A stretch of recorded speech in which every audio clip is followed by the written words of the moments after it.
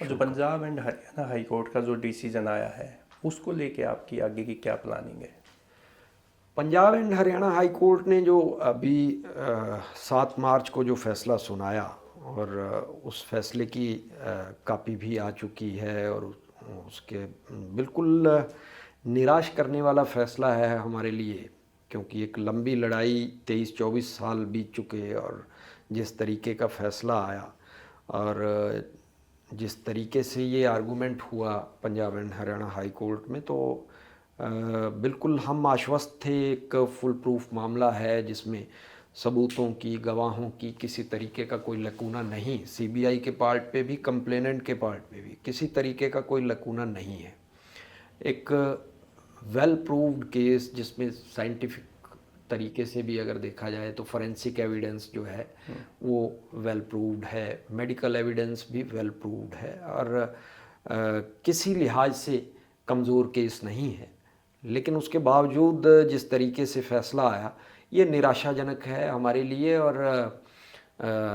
जिस व्यक्ति के खिलाफ हमारी लड़ाई थी कि एक साम्राज्य का मालिक, एक ताकतवर व्यक्ति जो चीज़ों को प्रभावित कर रहा था, उसको बरी कर दिया गया, और बाकी तीनों के खिलाफ सज़ा सुना दी गई। जो तीनों लोग जिनको हमने टूल कहा, कि उनको टूल के तौर पे इस्तेमाल किया गया, उनको अदालत से पहले, जब हमारे फादर के मर्डर से पहले भी उनको टूल के तौर पर यूज़ किया गया, और उसके बाद अदालती कार्रवाई में भी उनको टूल के तौर पर यूज़ किया जाता रहा। आप ये देखिए कि बड़ी हैरानी की बात है कि गुरमीत राम रहीम की, हमारे फादर के केस में, चाहे वो 2019 में वर्डिक्ट आया, लेकिन एक भी दिन की कस्टडी नहीं है,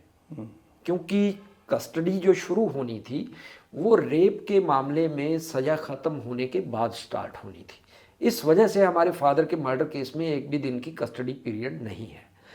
लेकिन यहाँ सवाल ये उठता है कि जो लोग डे ऑफ अक्रेंस से जेल की सलाखों के पीछे थे, उन्होंने